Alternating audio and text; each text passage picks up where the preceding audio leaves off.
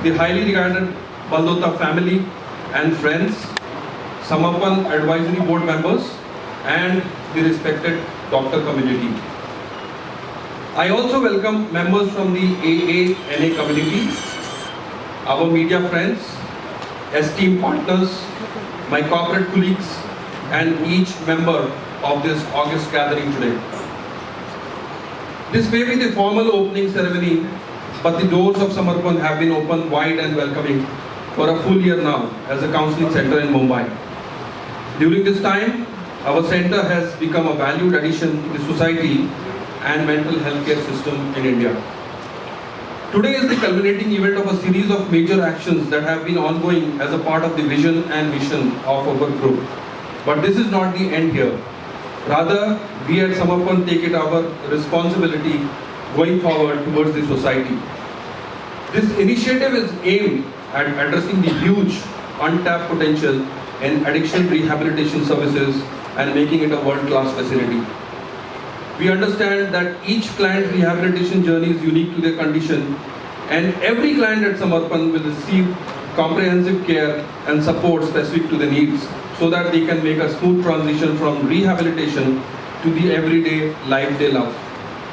We are soon going to be a part of the premier global community through upcoming and proposed accreditation programs, and we look forward to serving those in need of medical rehabilitation.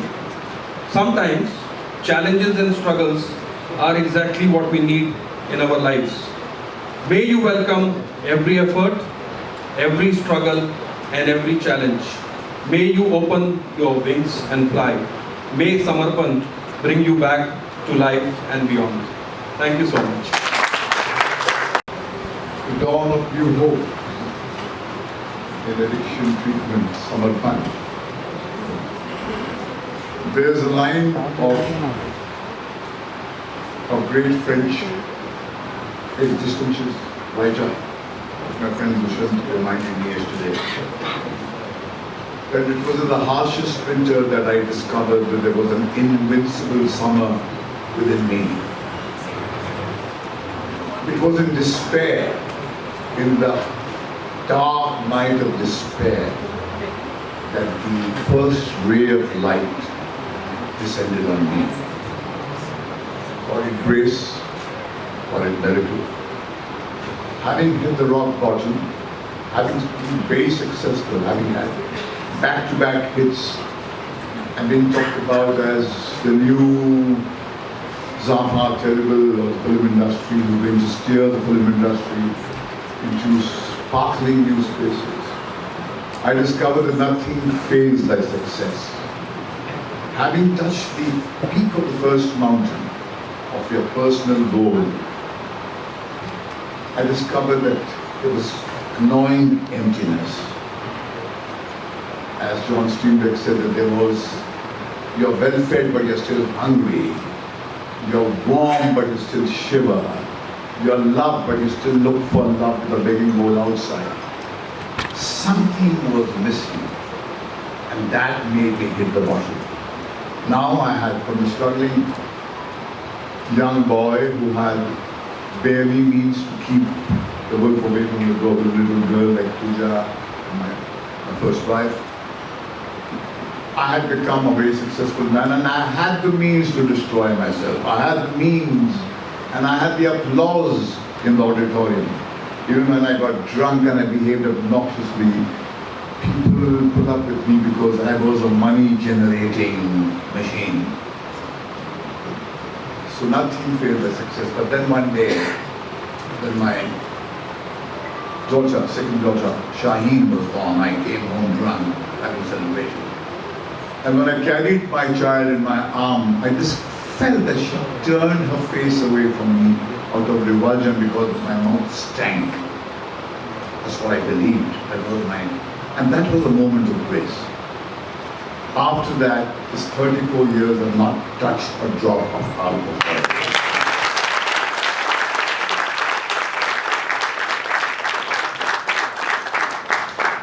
And then I set off on a journey.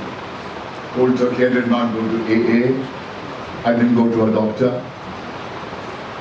I felt that the powers that birthed me must have gifted me with everything that I have is there within me. I don't need to reach out. But that doesn't mean that somebody else should not. I do not want to put myself as a model and say that emulate me. But I walked this path alone. And then I birthed a film called Daddy, in which my darling Pooja made her foray at the age of 17, 16, 17. And then we began shooting for Daddy, and I had given up drinking, and I proclaimed to the world that I had given up drinking. And while we were shooting for Daddy, one night after my actors had gone, I skipped them drinks and not drink myself, because the sight of people drinking was still very comforting. And Pooja, the 17-year-old girl, having memorized her lines and rehearsed with her father for the next day, went to sleep. My wife was away, and I announced to the world that I've given up drinking. And while I was putting the bottles away, I said to myself, nobody will know if I take a drink or two. I'm stressed out. Why not have a drink or two? The moment I said that, a voice within me erupted and said, you can lie to the world, you can lie to your little girl who's there, but how will you lie to yourself? And that was the day I was scorched from inside. And then I discovered what the great sage of India, Bhatt, said, be a light unto yourself, Swayam Pramana, Swayam Prakasha. It's only when it burns inside of you, you can bring the best of bottles of alcohol. I wouldn't touch it. But still today I have nightmares that I've hit the bottle again and I've turned everything that I've done to ashes. But the irony that I think Pooja will talk about is that the child who flees the fictitious daddy in the movie Daddy of his alcohol addiction, years later herself became an alcoholic. That's another story. So that's the fictitious life which we weave on the screen and give you a happy ending. But then there is real life. And real life is hard, bitter, unforgiving. And at every curve of your life, you must remind yourself that if an alcoholic like me, I'm 34 years sober, if I touch a glass of beer now, I will be back where I started from. I'm delighted to see a quantum leap like this being taken here. It's a quantum leap. And after Martin came to my house, I discovered that things are changing. Something has been fast-tracked in the last 2 years in the back. But there is a pandemic of despair. And I wonder, Martin, how are we going to deal with this growing despair that is there in people? There's a war out there in Ukraine. The world leaders have come down on their knees. Everything is in shambles. Our belief systems are scrambled. Our stories are not working. The WhatsApp is firing messages wither away like the morning dewdrop. How the hell are you going to save that individual who's biologically predisposed towards substance abuse? As doctor said, that he is not a depraved human being. He's not an inferior human being. He's one of us. He can't deal with the despair. And so he takes to substance abuse, his self-medication. And will you have the compassion to look at him with that eye?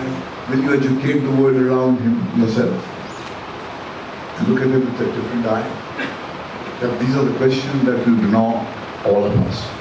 But here in the outskirts of Pune, when you start a thing like this, it's an oasis in a desert. And I only wish you the best, and I hope that you grow and you grow.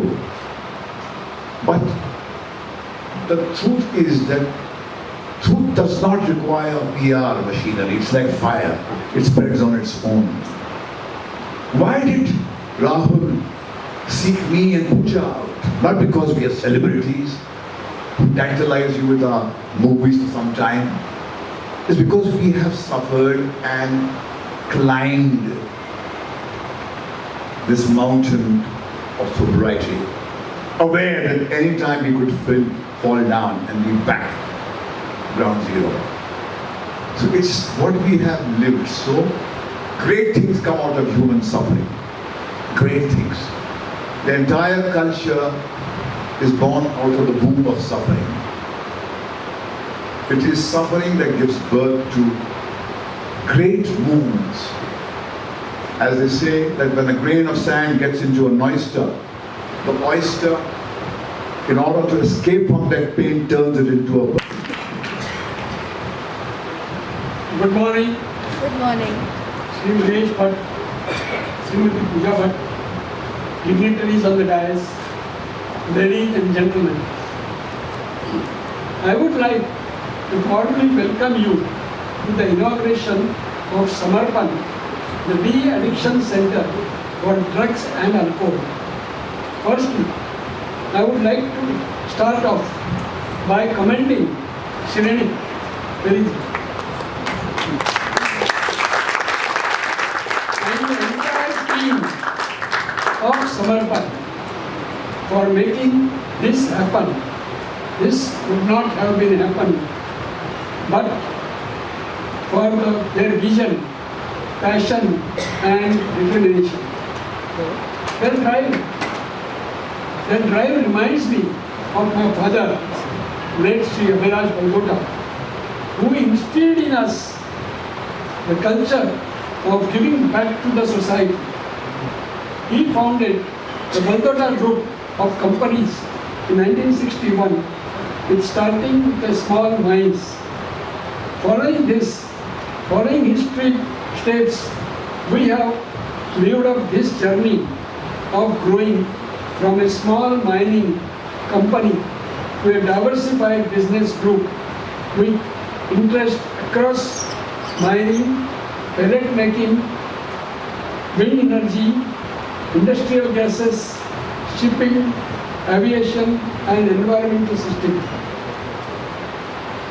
This would not have been possible if we had not stayed true to our value of integrity and goodwill.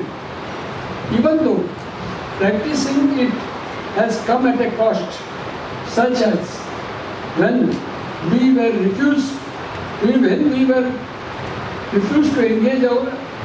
when we refused to engage in corrupt practices, our mines were shut down for years.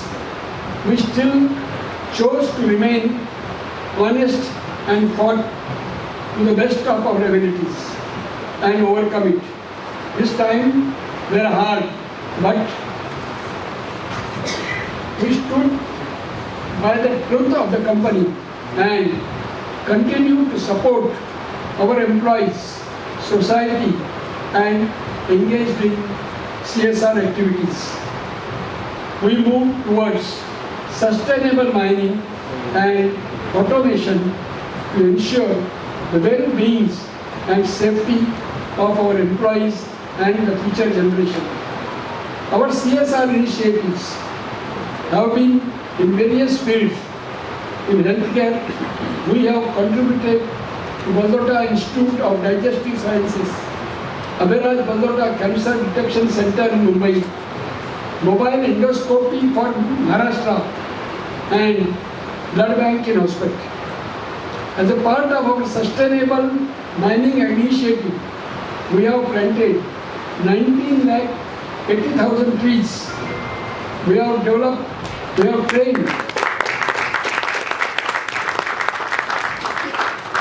trained 4,25,000 girls for self-defense as a part of their initiative. We have adopted 19 villages and run self-help groups in them amongst our other activities. However, one thing common in all these has been the focus of doing need-based work. All our initiatives emerge from the need for something. Hence, we saw a close family member struggle with addiction, we realized the need for good de-addiction center in India. We were fortunate to get help abroad, but not everybody can have. There are many people in India who are looking for high quality support to beat an addiction. Hence, Samarpan emerged. We hope that this de-addiction center of international standard will play a role in bettering the life of those dealing with addiction and their loved ones. We aspire. Telly is a tough act to follow. 34 years sober. Wow. I'm still in my infancy in more ways than one. But yes, my introduction came from a film called Daddy, and I was happy when before we came on the dais and we were talking about it. I'm glad that it still touches people so many years later, because I think it was based on truth. Like my father explained how the climax was rewritten because of what he lived. The irony was that I played a character, a girl who weans her father of alcohol, and I found myself at the age of 46. I was 17 when I did Daddy. I found myself in the same position. I was the alcoholic and I needed to be weaned of alcohol. I was aware that as a child of an alcoholic, I was 4 times more susceptible to becoming one myself. I have an eclectic mix of friends. Some are teetotalers, some are addicts, some are junkies. It's an interesting combination. But I always thought that, this is not going to happen to me. I drank how I lived, openly and copiously, and I just thought that I'm on top of things. I'm in charge of my drinking issue. I'm not that addict that other people are. And the intervention came at a point in my life where I wasn't really looking for one, perhaps. And my father never asked me to stop drinking. He always believed that who is he to tell me or to preach to me what to do when he's done something himself. So people asked him to kind of some way influence me to kind of get a hold of my drinking. And we were having a conversation on the phone via SMS, and he signed off with saying, "I love you, kid." And I said, "I love you too, Pops." And I said, "Actually, you're the only thing in my universe that's truly worth loving." And the line that came after that changed my life. Because it was not the words, it was what I read in them. And it said, if you love me, then love yourself. Because I live in you. And I'm sorry I'm getting emotional as always, because that's again a problem that I'm born with. But it was the spaces in between those words when I realized that if he lives in me, I have to be the best me. And how do I become the best me? By stopping to drink. What did I do that night? I went out and drank 3/4 of a bottle of Lafroig. Came home at 5:30 in the morning, tweeted perfectly, nobody could tell whether I was falling asleep or waking up. I was a functional alcoholic. An absolutely functional alcoholic. I could drink. I had the privilege of being invited to a Navy event, and I sat there, looked at a room full of sailors, cadets to the highest brass, and I could say, you know what, I could drink all you sailors under the table, and I really could. He hasn't had that privilege. And I went to work and I made movies, and like he said, I was functional. I was paying the bills, I was supporting a husband, I was supporting a whole army of people, and nobody questioned me.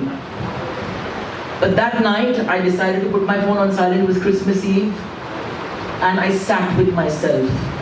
And I heard Silent Night wafting in from the church next door. Sat with my 4 cats. I woke up on Christmas Day, a day I always associated with revelry and champagne and wine. And I felt like I conquered Mount Everest, just being sober that one day. And then one day became 2 days, it became 3 days, and I just felt that my feet were getting stronger. I felt like I loved myself more. But then I realized that it was more difficult for me to stay sober in that sense, but I had to make more excuses for not drinking than I ever had to make for drinking. We live in times where social events, work meetings, weddings, anniversaries, you celebrate something, you pop a bottle of champagne. You are miserable, you have a drink to relax. And I was an awful reminder to a lot of people that they had a problem that they were unwilling to address. So yes, I had the privilege of a father at home who set it off in me, allowed me to accept the grace by that one line that he sent me, but I also had relatives, I also had a parent who resented me for acknowledging that I had a problem. Because I was a reminder that they had a problem themselves and didn't want to face up to it. So you want to find out who your best friends are, get sober. You know. And at a time when I had people telling me, if you love me, you'll have a drink. It's my anniversary, have a drink. Come on, I just had a baby, have a drink. Come on, you can crack it. You've been sober for 6 months, have a drink. I called up a place called Deepak Wines one day. I was one of their best customers. It's in Pali Hill, by the way, if anyone doesn't have an alcohol problem. And a friend of mine had come over, and I don't keep alcohol, but I'm happy to serve it to you. And I called them, and the guy picked up the phone, and I said, hello. He said, हाँ ma'am. So I said, हाँ, red wine है. So he said, किसको चाहिए? तो I said, मेरे दोस्त आ रहे हैं यार, रेड वाइन है, मैं नहीं पी रही हूँ, मैंने शराब छोड़ दी. And he said, हाँ मैंने पढ़ा था पेपर में कि आपने छोड़ दी, और जब भी आपका फोन आया मैंने आपकी आवाज़ सुनी तो मेरा दिल घबरा गया. And I was so moved by that. So I said, the kindness of strangers, a man whose livelihood depends on selling me alcohol, and I was one of his best customers. But he didn't want me to stop drinking. And they were my very own who wished that I would fall, wished that I would stumble, wished that I would kind of just take that drink so they could say, see, we knew it wouldn't last forever. But I think what I did, and I was born again with that affliction, but I'm often told on Twitter, what do you know, you're an alcoholic? And I'm like a recovering alcoholic and proud of it. And I choose to belong to those people, that group of people who hold my frailties to light. When you talk about the dawn of new hope, I am not the darkness I have endured. I am the light that I refuse to surrender.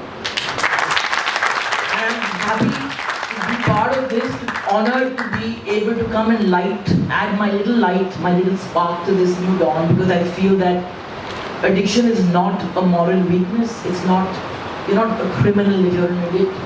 Why should rehabilitation and why should, weaning off alcohol or any substance seem like a prison sentence?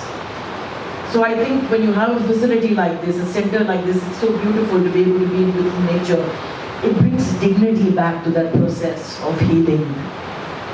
And don't we just want that? Is human dignity.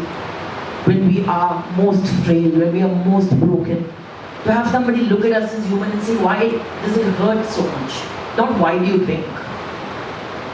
Where does it hurt? Can I take that pain away?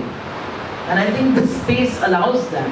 So I think that I'm just really glad this is happening, and I just think that we owe each other this. We owe each other more such facilities. I hope you'll grow from this. I hope this is not only one center.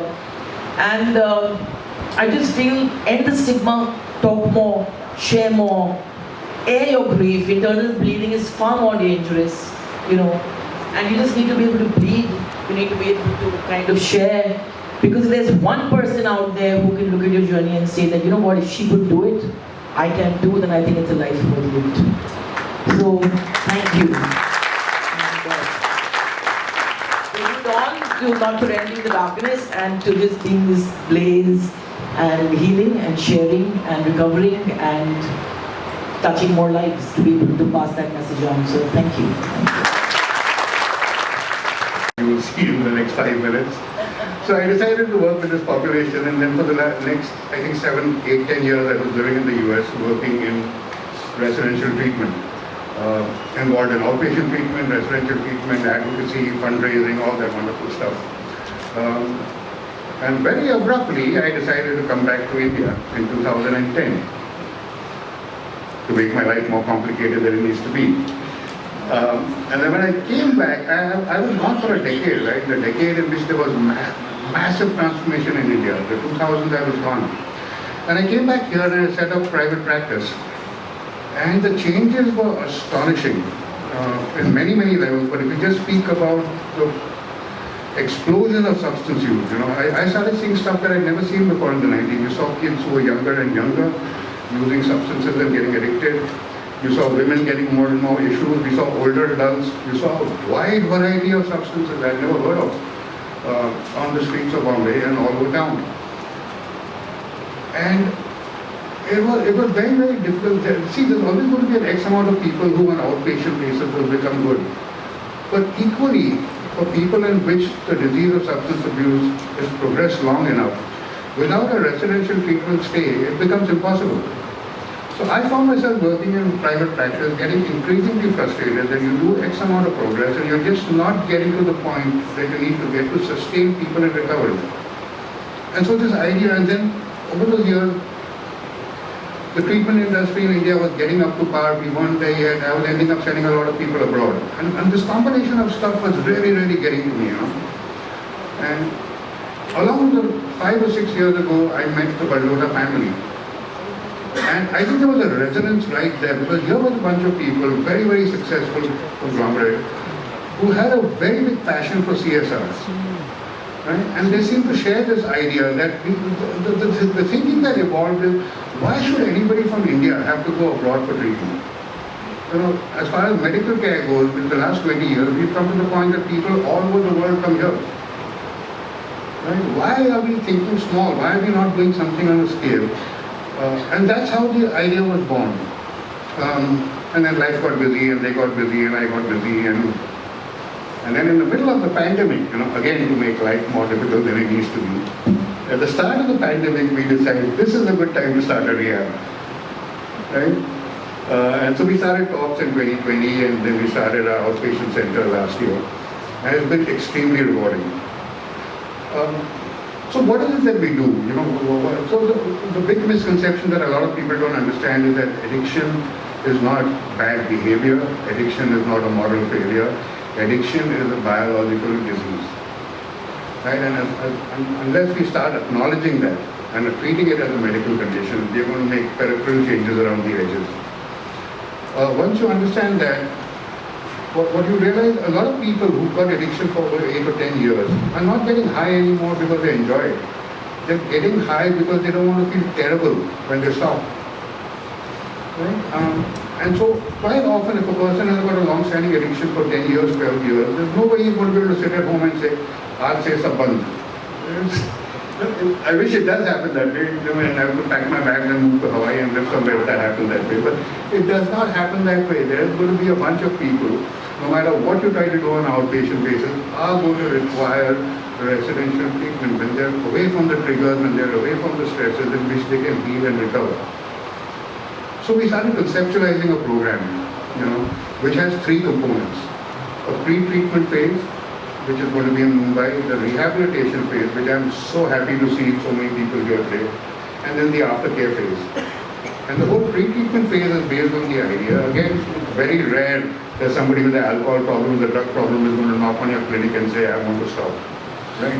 90% of the time there's a family member or a loved one who will come to you. And then we use evidence-based treatments called motivational enhancement therapy, in which you help the family how to engage the person and how to bring the person on board onto treatment. A certain percentage of those will actually get well outpatient, but definitely you will need a certain component of them will be rehab, and that program, when Martin comes up to speak, he will walk you through what we plan to do over here. The last component, which again will happen in Mumbai or online, is aftercare, which is the make and break. You know, for 30 days if a person goes away and is not tempted by alcohol, that's fine. But when you re-enter life, and like Rahul was talking about rebuilding life, rebuilding families, right? And the program has to be family-centered. We are Indians, you know, at the end of the day, family is where everything begins and family is where everything ends. There's no point saying, I'm sober today, but I don't speak to my father anymore. That's ridiculous.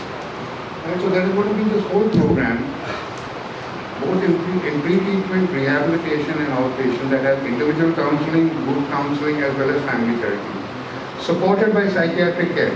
Following that, so I would please bear with me. I'm probably not going to be as inspiring. Firstly, I'd like to say that addiction does not discriminate. It's a disease that has significant impacts upon our societies across the world.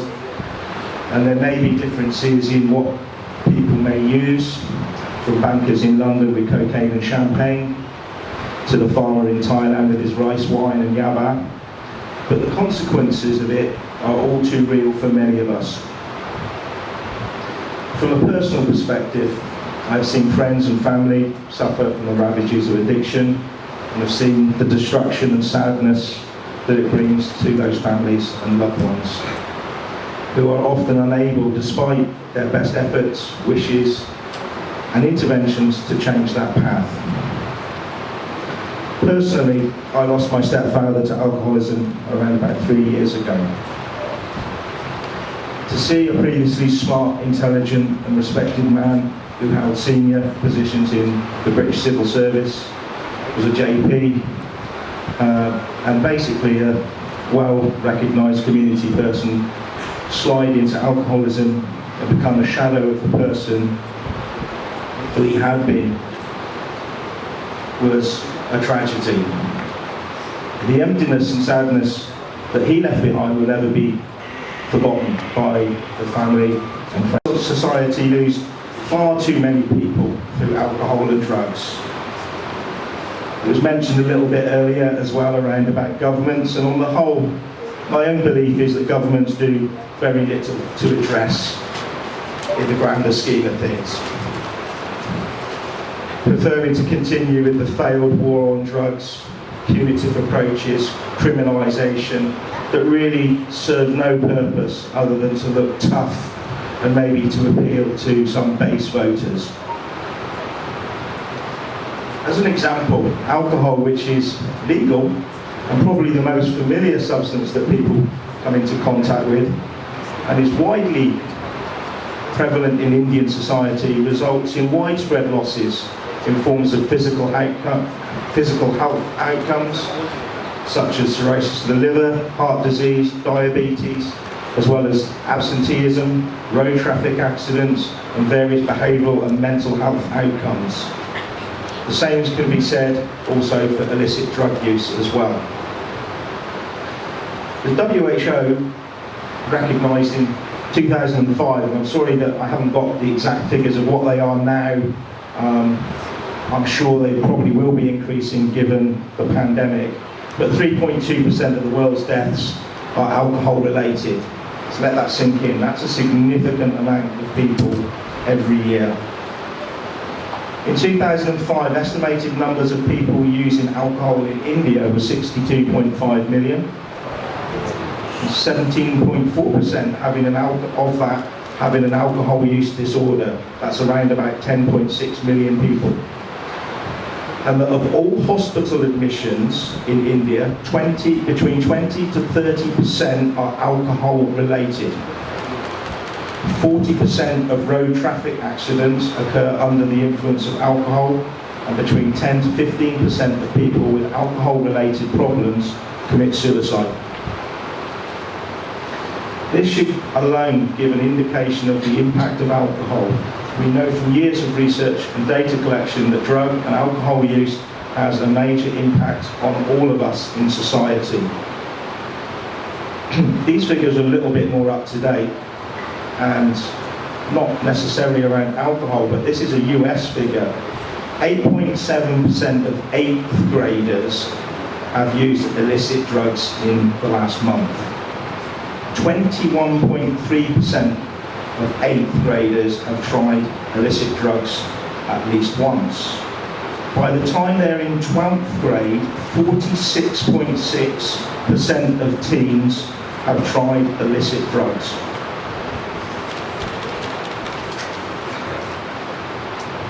However, not all of these people will develop an unhealthy relationship with alcohol or drugs, or develop a substance use disorder.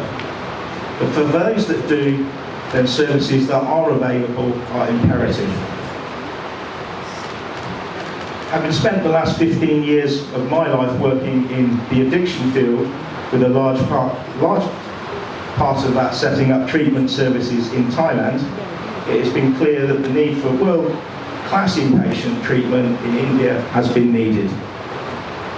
Certainly been mentioned earlier, and it always surprised me that given the size of India and also the massive amount of talented medical professionals, psychologists, therapists, that there wasn't really too big a